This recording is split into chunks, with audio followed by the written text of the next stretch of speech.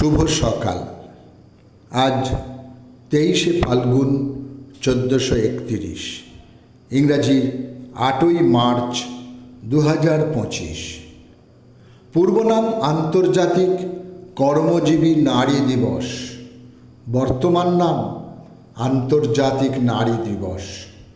প্রতি বছর 8ই মার্চ বিশ্বব্যাপী নারীরা এটিকে প্রধান উপলক্ষ হিসেবে উদযাপন করে থাকেন। কোথাও নারীর প্রতি সাধারণ সম্মান ও শ্রদ্ধা উদযাপনের মুখ্য বিষয় হয়, আবার কোথাও মহিলাদের আর্থিক, রাজনৈতিক ও সামাজিক প্রতিষ্ঠাটি বিশেষ গুরুত্ব পায়। 8ই মার্চ 1908 চট্টগ্রামের ধোরলা গ্রামে জন্মগ্রহণ করেন ভারতের স্বাধীনতা আন্দোলনকারী লোকনাথ বল, যিনি ছিলেন মাস্টারদা সূর্য সেনের দলের বিপ্লবী সদস্য এবং চট্টগ্রাম অস্ত্রাগার দখলের অন্যতম এক বিপ্লবী কর্মী।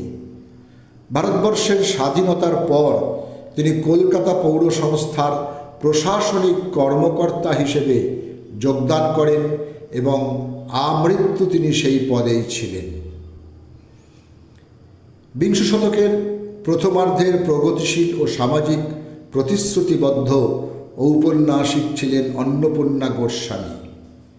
আজ তাঁর জন্মদিন, সময়টা 1916, কলকাতা।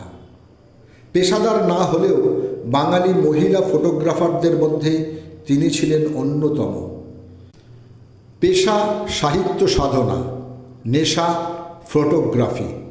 তৎকালীন প্রগতিশীল সমাজে সাধারণ মানুষের পারিপার্শ্বিক অবস্থা বিশেষভাবে স্থান করে নিয়েছে তাঁর উপন্যাস ও ছোট গল্পে। তাঁর উল্লেখযোগ্য রচনাগুলি হল রেল লাইনের ধারে, বাঁধনহারা, এবার অবগুণ্ঠন খোলো, একফালি বারান্দা ইত্যাদি। 8ই মার্চ 1956 কলকাতায় জন্মগ্রহণ করেন একজন ভারতীয় বাঙালি লেখক রামকুমার মুখোপাধ্যায়।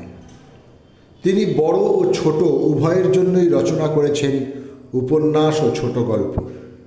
হরপার্বতী কথা, ভাঙা নীরের ডানা, ধনপতির সিংহল যাত্রা, মাদলে নতুন বোল, পরিক্রমা, শতাব্দী শেষের গল্প ইত্যাদি তাঁর বিশেষ রচনা। সাহিত্য সেবার জন্য 2013 সালে তিনি আনন্দ পুরস্কার অর্জন করেন। রবীন্দ্রসঙ্গীত শিল্পী ও কবি অমিতা ঠাকুরের আজ মৃত্যুদিন। 8ই মার্চ 1992 81 বছর বয়সে কলকাতায় তিনি প্রয়াত হন। তিনি ছিলেন অপূর্ব সুন্দরী ও সুগায়িকা। তাঁর সঙ্গীত শিক্ষক ছিলেন রবীন্দ্রনাথ ও দীনেন্দ্রনাথ ঠাকুর। তপতী নাটকে জলন্ধরের রাজা বিক্রমদেব ও রানী সুমিত্রার ভূমিকায় যথাক্রমে অভিনয় করেন রবীন্দ্রনাথ ঠাকুর ও তিনি। এ অভিনয় স্মরণযোগ্য অভিনয়। এরপর থেকে রবীন্দ্রনাথ তাকে মহিষী বলেই ডাকতেন। তাঁর দুখানি কাব্যগ্রন্থ হল জন্মদিন ও অঞ্জলি। বলে রাখা ভালো, তিনি সম্পর্কে ছিলেন রবীন্দ্রনাথ ঠাকুরের নাত বউ। সকলকেই আমার আনত প্রণাম।